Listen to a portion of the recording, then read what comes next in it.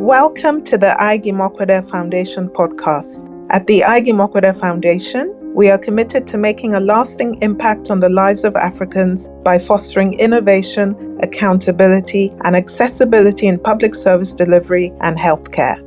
Our vision is a future where the public sectors of African countries can provide essential goods and services such as healthcare for the well-being of their citizens. Through the voices of leaders, change makers, and experts, this podcast will take you on an exploration of the African public sector and healthcare spaces and will leave you with a deeper understanding of the issues, challenges, and opportunities that exist within them. Subscribe to the Aig-Imoukhuede Foundation podcast for more thought-provoking discussions and a glimpse into the power of collective action and vision.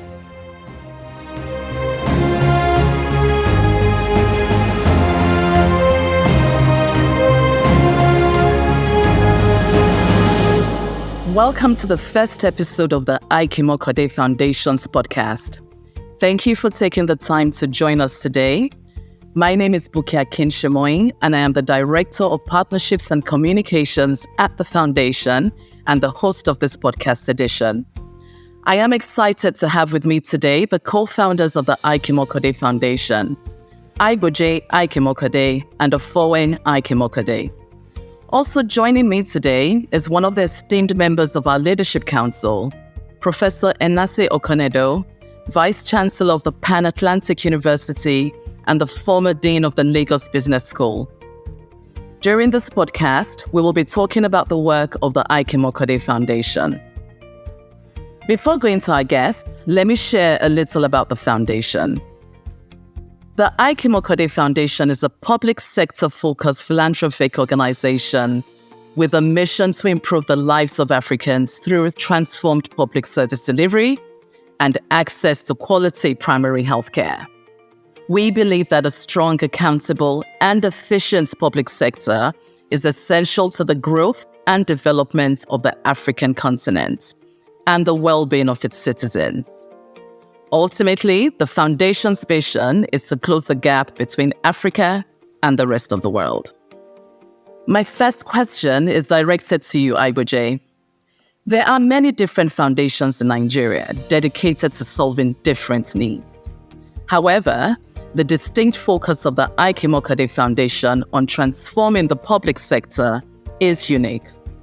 Could you share the background story or catalyst that led to this unique focus? When I think about the work philanthropists and foundations focus on in Africa, clearly the general pattern is a desire to contribute to nation building, a desire to contribute towards accelerating the development of the African continent. But in all the work that these foundations do, other non-state actors in terms of their contribution to nation building and so on. The most important lever of success or failure is the quality of the public service. I grew up knowing the public service very, very well because both of my parents were public servants. And many Nigerians of my age, and those probably who were born in the 70s as well, will recall a time when Nigeria functioned effectively. So much so that Chinua Achebe, who himself actually was a public servant in the 60s in Nigeria, he was the director of the equivalent of Nigeria's BBC at the time, titled one of his books, There Was Once a Country. And he harked back at this bygone era where even though we began to see some of the typical challenges that a nation faces, such as corruption, overall, the Nigerian government system operated very well. And as a result, our development indices were quite remarkable. And without a doubt, the state bureaucracy offered opportunities for exceptional Nigerians to come and make their own contribution towards nation building. As a result of this, even I recall our competition at the time, the likes of, and when I say competition, I'm talking about states like Indonesia, Singapore, Malaysia, and states that today, the world, gives a lot of kudos to for their progress in development. At that time, actually saw us at their benchmark as their most important competitor. But nonetheless, that is then, and we are now here in the 21st century where the situation is starkly different. Certainly, the nation we have and the continent we have is not the one that we wanted in terms of performance. I believe that whilst non-state actors will continue to do their own bit in terms of contributing to health and other sectors of human activity or other spheres of human activity, if we do not get to the root issue of public sector leadership, it will be one step forward and, frustratingly, a number of steps, backwards. So our approach in the foundation is not simply philanthropic. It's not giving back and it's not doing good. It's a strategic commitment to effecting change within the public sector and using that as a catalyst to effect change within Nigeria and the larger continent. We leverage our resources, financial. We bring our talent and our expertise within the foundation to the table. And we have a very, very strong network of supporters, partners, and so on, who have joined us to walk our journey together. We feel that, it's not about just addressing the symptoms, it's addressing the root cause of the challenges faced by Nigeria and our continent. Thank you. Thank you, Aigboje. Thanks for taking us through that background, where we started and where we are today. Ofovwe, could you provide us with an overview of some key initiatives and projects that the Foundation is undertaking within the public service? Thank you, Buki. I would categorize our work in the public sector into three main groups. The first is support for civil service reforms. The second is capacity building for civil servants. And the third is advocacy. So for civil service reforms, what we aim to do is support the reform efforts across the civil service, existing reform efforts. We signed a partnership agreement with the Office of the Head of the Civil Service of the Federation, which is responsible for the entirety of the civil service. And we helped to develop a strategy plan that serves as a compass for all the federal reforms that are taking place right now. Key levers for change were identified, and these include digitalization, performance management, capacity building, staff welfare, and so on. So as part of this partnership, we actively support some of these levers. One of these is digitalization. To support the digitalization efforts, we provided project management and capacity building support that allowed the civil servants to first articulate their business processes and then successfully digitalize these processes with an enterprise content management system, which we funded as a foundation. As of today, I am proud to say that the Office of the Head of the Civil Service has over 8,000 processes fully automated, and this is cascading down to other ministries, departments, and agencies. A key part of our strategy to facilitate improvement in the public sector is ensuring that public servants are actually equipped with the tools that they need to implement reforms. So this is the second area of our work, capacity building. And we run capacity building programs for public servants. And we also support the Office of the Head of the Civil Service with its own training programs. And finally, in terms of the public sector reforms, we recognize that lasting change won't happen unless the issue of culture, the culture in the public sector is addressed. The famous saying, culture eats strategy for breakfast, basically means that no matter how wonderful your strategy is, if there isn't an enabling culture in the organization that encourages people to implement the strategy, it will fail. It is clear that a mindset shift in the public service is overdue. So we supported the Office of the Head of the Civil Service to outline a culture change program which seeks to introduce an innovative and merit-based system of thinking and operating in the service.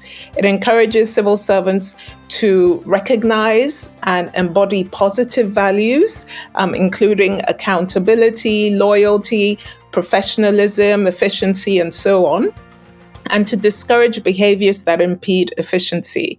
It's a long journey. We acknowledge that a lot of work has to be done in this area, but we look at it as a marathon and not a sprint.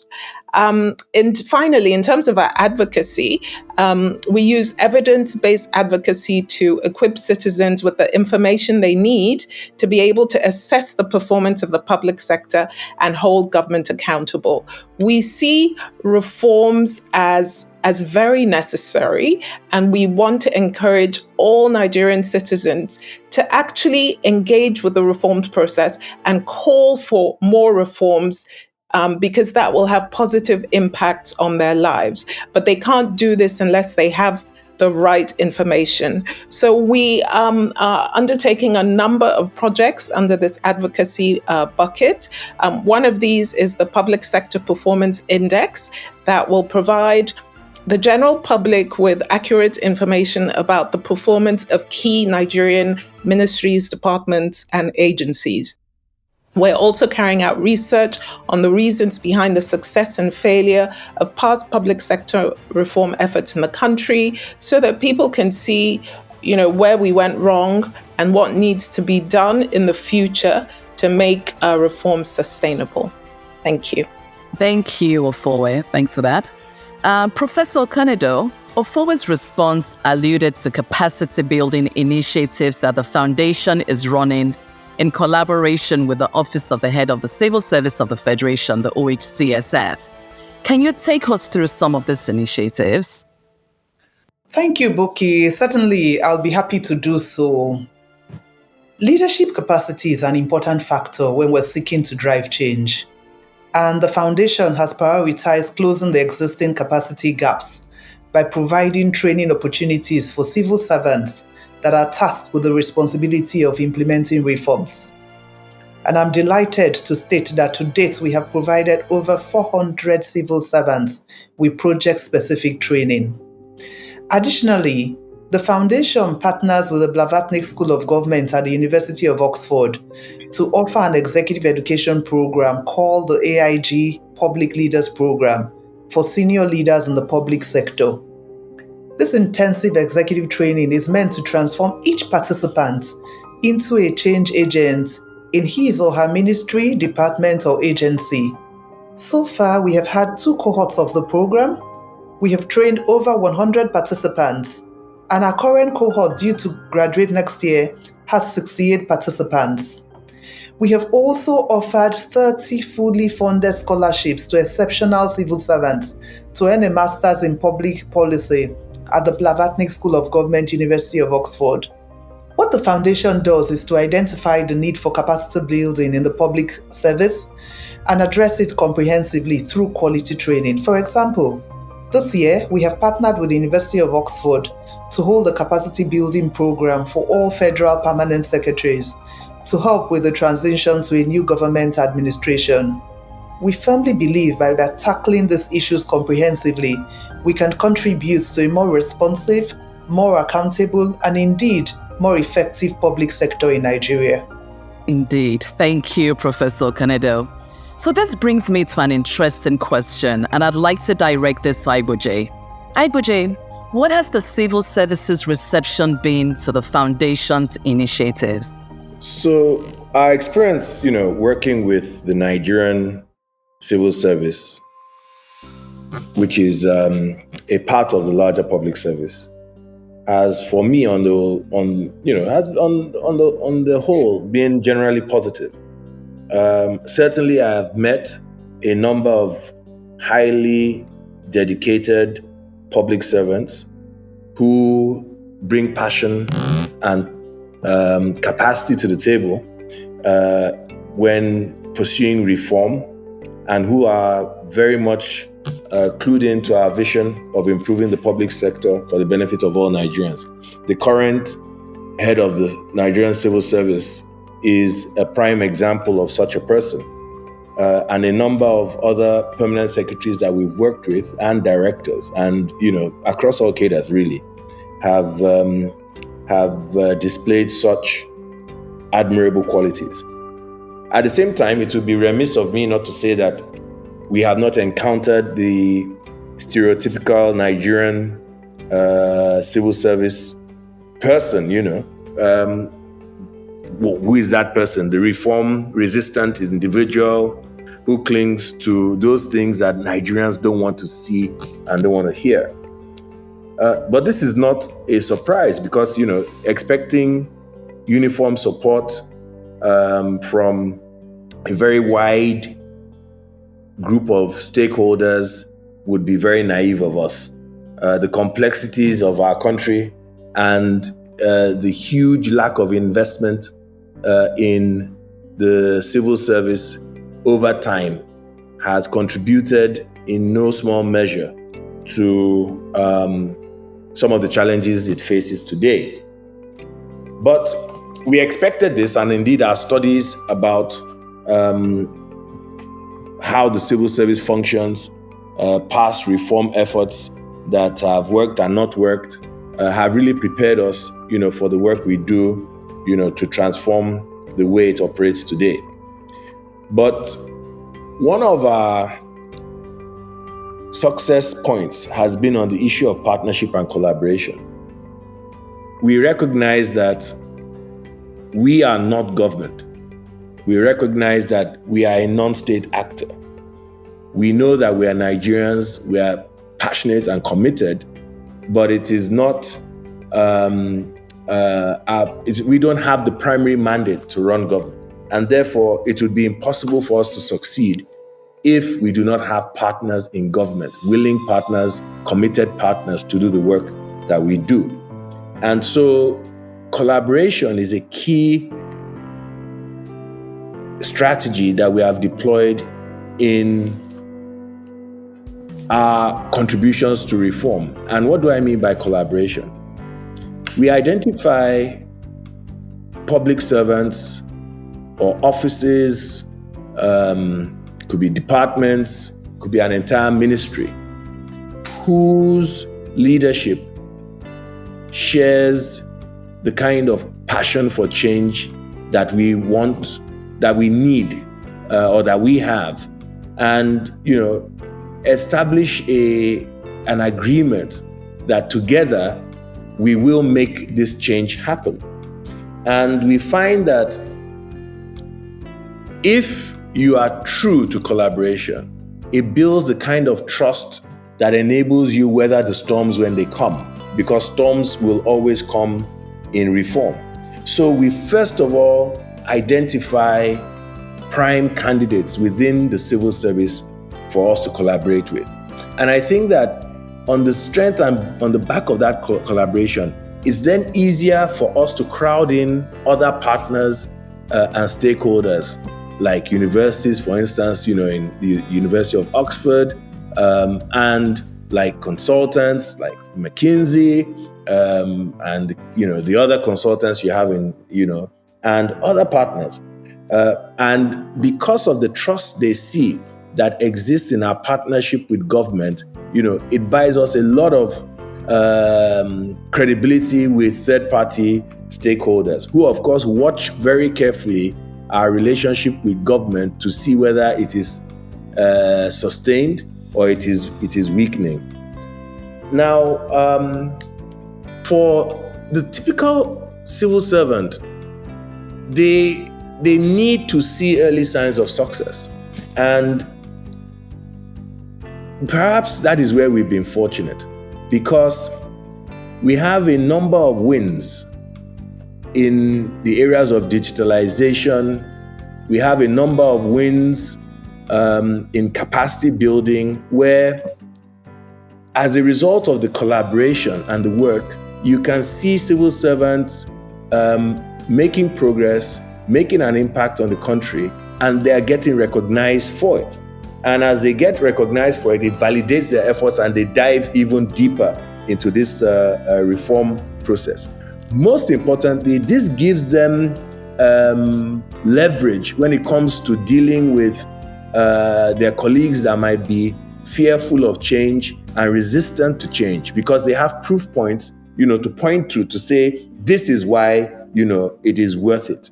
So I think collaboration is probably, or this collaborative approach that we've adopted to overcoming resistance, to, winning confidence in stakeholders, has been one of our key elements of success.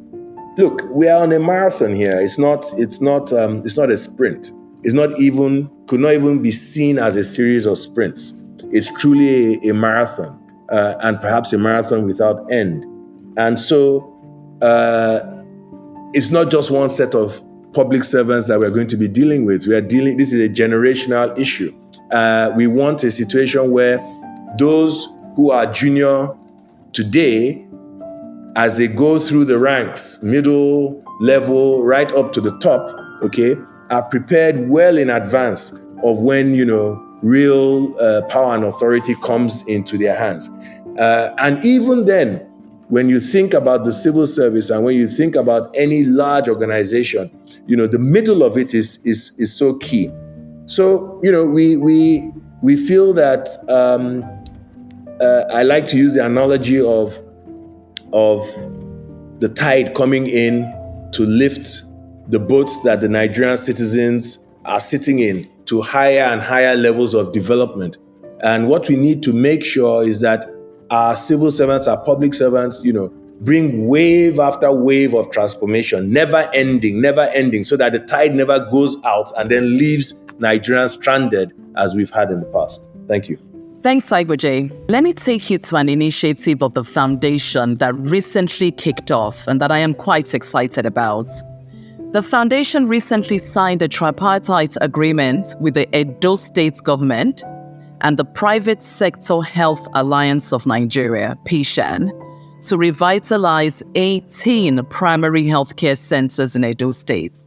This is a very ambitious project, but at the same time, truly visionary.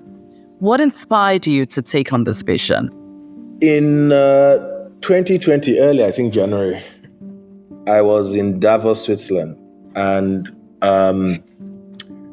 I think I remember climbing on a stage. It was actually a stage because it was in a hall that maybe a theater. But anyway, I climbed this stage and addressed quite a large audience that was health development focused. And, I said, I find it very painful that long after the world has addressed pandemics or major disease issues, Africa, however, continues to carry that burden. And as a result, you find that Africa becomes the capital of the disease burden of issues that have long since been addressed, by the rest of the world: malaria, HIV, and so on. Little did I know that in a few weeks thereafter, the whole world will not be able to do anything like Davos as we shut down when the COVID-19 pandemic, really showed itself for what it was. And one of the reasons why Africa continues to carry the burden of pandemics long after the rest of the world has put them to bed is the weak state of our healthcare systems, particularly at the primary level. And so in Davos, I went on to say that, look, whilst in Nigeria, we commend the efforts of the Professor Ransom Kuti-led initiative to transform Nigeria's primary health care system by building out 30,000 primary health care centers across the world, which from a baseline infrastructure standpoint is more than sufficient infrastructurally for the needs of even our population today. The fact that less than 20% of these primary health care units and facilities are functioning and providing the care that they should is tragic. And I said, look, we've been speaking about this issue in Nigeria, but we are not making progress at revitalizing our primary healthcare system. And I said, it's time for the private sector, and I'm not just talking about companies, but I'm also speaking about NGOs and philanthropists, to stand in the gap and show what a primary healthcare system can look like if you have a well thought through sustainable strategy for SIM, addressing issues of funding, addressing issues of personnel, addressing issues of supply chains to ensure that the essential drugs and other medical equipment are available to treat patients. And then, of course, issues of governance by making sure that able Nigerians actually, act as custodians of these healthcare facilities. And thus, I said, I challenged Nigeria and our friends internationally to adopt one primary healthcare center in each of Nigeria's 774 local government areas. And my belief that when we do this and we show government how and what is possible, that government would be left with no option but to address, the thousands of other healthcare centers. And so far, about 200 healthcare centers have been adopted. Centrally, one of the foundations or NGOs that we support, the Private Sector Health Alliance of Nigeria, is coordinating this effort. We place the role of coordination in the hands of this excellent organization on whose board of directors I serve, alongside with other notable Nigerians. And on our own, we have to put our mouth, we have to put our wallets and our pockets where our mouth is. We have adopted 23 primary healthcare centers, with 18 of them in Edo State. Thank you. A truly noble cause, Aigboje, and one that will go a long way to address our high mortality rates, especially with low-income earners. So tell me, what are the foundation's plans to ensure that this vision is sustainable beyond the revitalization of the PHCs?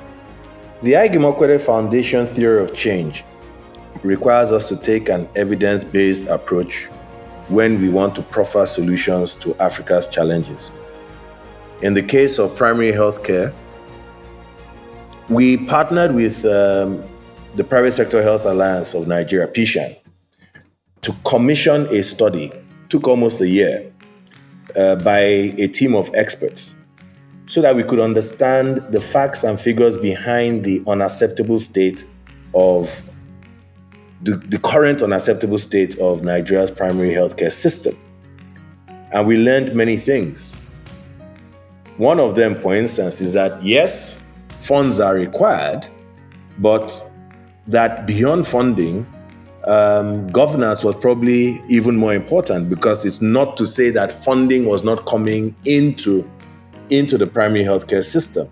even with the limited funding and the funding constraints, what was being delivered was still unacceptable. And therefore, good governance at 3 levels, the national, state, and obviously, the local government level, as far as the government stakeholders are concerned, was an imperative. So how the program was designed in such a way that all stakeholders were brought to the table. And the memorandums of agreements that enable the adoption of a primary healthcare center has been designed with sustainability in mind.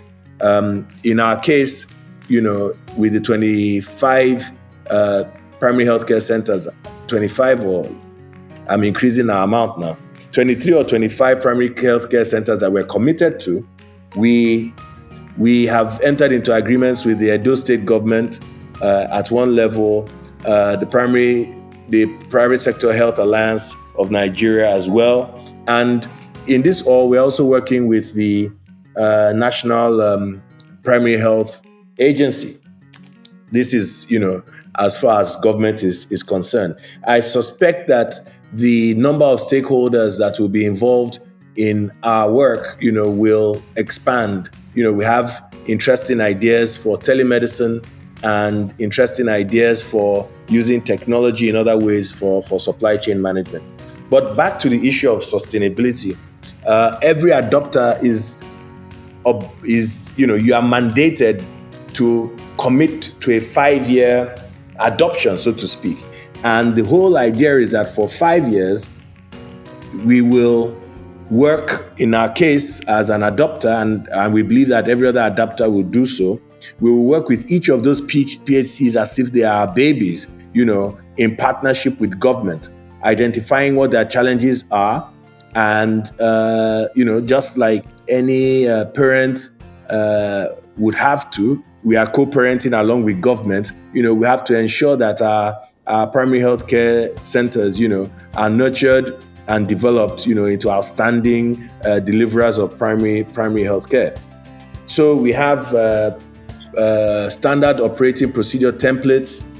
We have a nationwide supply chain, system that is coordinated by PISHAN. We are now beginning to work on talent pools to enable us have nurses and other medical personnel that will man the primary health centers, at the level that is required for them to deliver world-class, healthcare. We know that this is going to require continuous learning on the part of everybody, as in all good things. That is, you learn together and then you perform together. And certainly, we will work for sustainability. Thank you. Thank you, Aigboje. Okay, so how can individuals and organizations engage and collaborate with the initiatives of the foundation in this transformational journey? We know our vision is ambitious, very ambitious. To close the gap between Africa and the rest of the world is not an easy task at all, and will be a journey of several miles over decades. But we are determined. But we know that if we try and walk alone, we may go far, but to get to the destination, certainly, we have to work with partners. And we do not intend to go on this journey alone. And so in a structured, systematic fashion, we seek partners, collaborators, who could be individuals, could be organizations, including multilateral organizations, and of course, governments, to come together hand in hand, pooling our resources and our capabilities, backed by this vision of closing the gap between Africa and the rest of the world, and deliver tangible benefits to Africans, thus making our vision a reality. And whether it's through healthcare initiatives or leadership, capacity building initiatives in the public sector, whether it's digital reform. We welcome partners to expand and sustain the impact of the work we do. We also believe in the power of advocacy and awareness, which, of course, our podcast series is aimed at achieving. And so I hope that for every listener, we have a potential partner. We look forward to working together with you. Thank you. Thank you, Aigboje. Completely, yes, partnerships and collaborations are so important. As I say, we can only do so much on our own, but with partnerships and collaborations, we can do so much more. Okay, so Professor Okonedo, you are currently a serving member of the Leadership Council of the Foundation. What drew you to be a part of this journey of transforming the public sector in Nigeria? Thanks, Buki. Let me begin by saying how immensely proud I am to serve as a member of the Leadership Council of the Aig-Imoukhuede Foundation, primarily because I can envision the future and I can see how the work that the foundation does, which is aimed at strengthening the public sector in Nigeria, can bring about lasting transformation, not only in the public sector, but also in our nation. One must recognize the public sector's pivotal role in shaping our nation's destiny, because the public sector is not just a service provider, it is an enabler of development and a custodian of public resources. Being able to contribute to making it more efficient and responsive to the needs of our people, I consider to be a noble endeavor. I was also drawn to the Foundation's commitment to creating sustainable change. It's not about short-term fixes or quick wins. It's about building the foundations for long-term success. And this aligns perfectly with both my personal values as well as my professional background. It is about leaving a lasting legacy of positive change that future generations can build upon. The Council also provides me a unique platform to work alongside like-minded individuals who are extremely passionate about driving positive change. Together, I believe that we can influence policies, we can implement innovative solutions, and ultimately contribute to the betterment of our society. Thank you, Professor Okonedo. The breadth of projects and initiatives the Foundation has achieved in the past few years is incredible. Ofovwe, could you share some success stories from the initiatives the Foundation has carried out over the years? Thank you, Buki. So I'd say one of our noteworthy successes is the role we played in the digital transformation of the Office of the Head of the Civil Service of the Federation. With our support, as I said earlier, the office is now fully digitalized and all their processes are automated. This digitalization process is now being cascaded across all federal ministries, departments, and agencies using the process that we went through with the OHCSF as a template. And this will result in streamlined processes, improved data management, and increased efficiency across the public sector. One of our goals is to ensure sustainability. So we build the capacity of the civil servants themselves to actually drive this digitalization process. And the hope is that with the training that all of the stakeholders have received in the Office of the Head of the Civil Service of the Federation, they will be able to cascade this across all the MDAs. Also, with our capacity building programs, we are producing a new generation of public sector leaders who are positioned to make a big difference in the public sector. So one of the things that we're very proud of in our AIG Public Leaders Program is the change project that participants have to implement in their various ministries, departments, and agencies. So they are given the task of using the learnings that they have gained from the program to go into their organizations and find a problem or a challenge to solve. Many of these projects have resulted in significant governance and service delivery breakthroughs.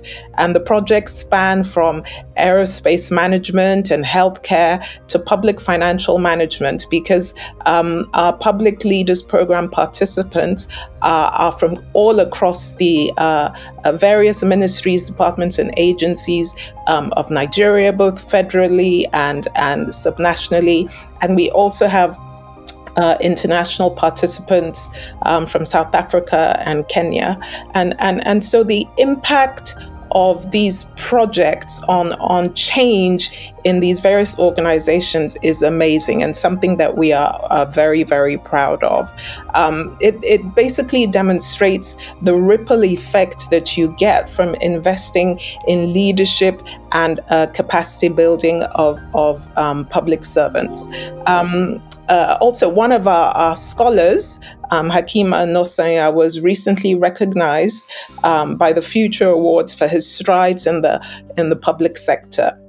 So he leads the curation, execution, and evaluation of startups in Lagos State. So, I think that in terms of the impact that we are having, it is not necessarily things that we are doing directly, even though, as I said, the digitalization that is taking place across the federal civil service is key, but it is the way that we empower the public servants themselves to have an impact. And I think that this is really how you build a sustainable change in the public sector. And this is something we're very proud of. Thank you, Ofovwe.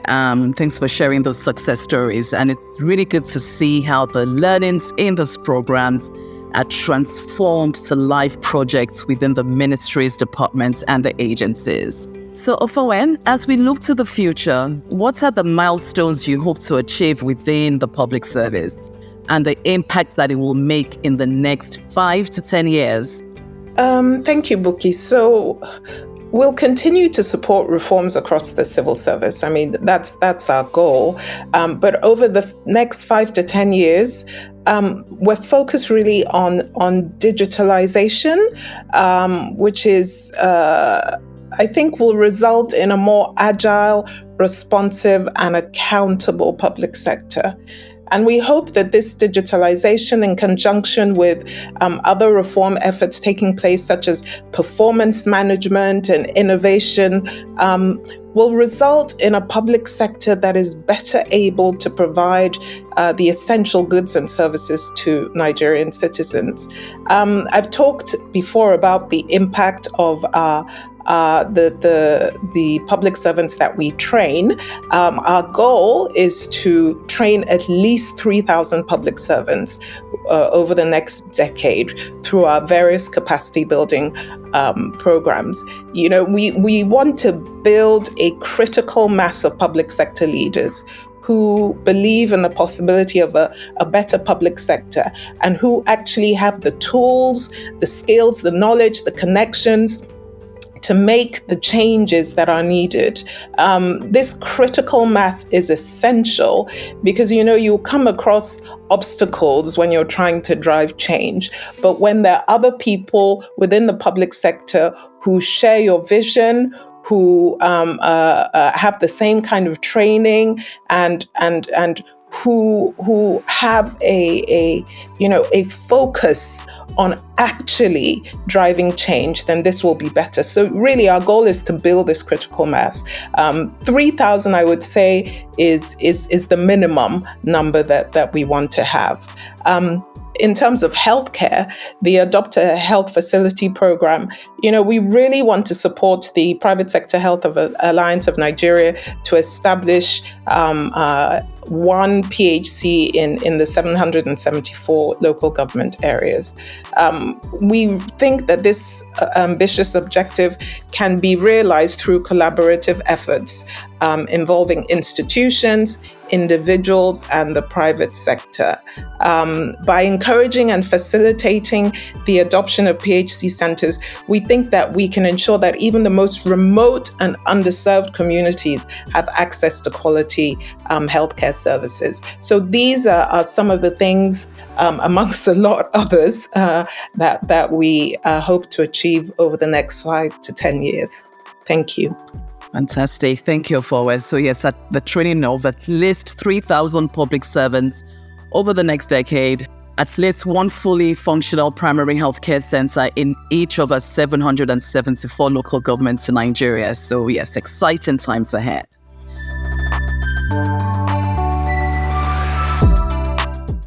Okay, so it's been an honor to have you here today, Aigboje, Ofovwe, and Professor Enase Okonedo.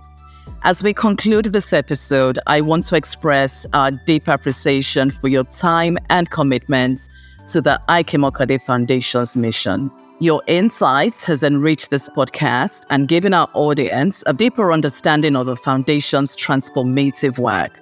Thank you so much for being here. Thank you all for joining us on this insightful journey today. We've delved into the heart of the Aig-Imoukhuede Foundation's mission, explored our unique focus on the public sector, and heard about the incredible initiatives transforming the landscape of public service delivery in Nigeria. As we conclude this first episode, I am reminded of our theory of change, a public sector that is effective, values-driven, and results-focused will improve the continent's socio-economic performance and lead to better outcomes for its citizens, which is the vision that the Aig-Imoukhuede Foundation is trying to achieve. So what can you expect in the future? Our journey has just started. We'll continue to bring you inspiring stories, insightful discussions, and thought-provoking insights from the Aig-Imoukhuede Foundation and our partners as we work towards a better, more effective public sector. Thank you for joining us on this very first podcast episode. To learn more about the Aig-Imoukhuede Foundation, please visit our website, aig-imoukhuedefoundation.org, and follow us across our social media platforms. Remember to subscribe, share, and leave your feedback. There is a lot to do, and your support is crucial as we embark on this journey of transformation. This has been an episode of the Aig-Imoukhuede Foundation podcast. Remember to subscribe, share, and leave us a review if you enjoyed this episode. Until next time, stay inspired and remember that together we can build a brighter Africa.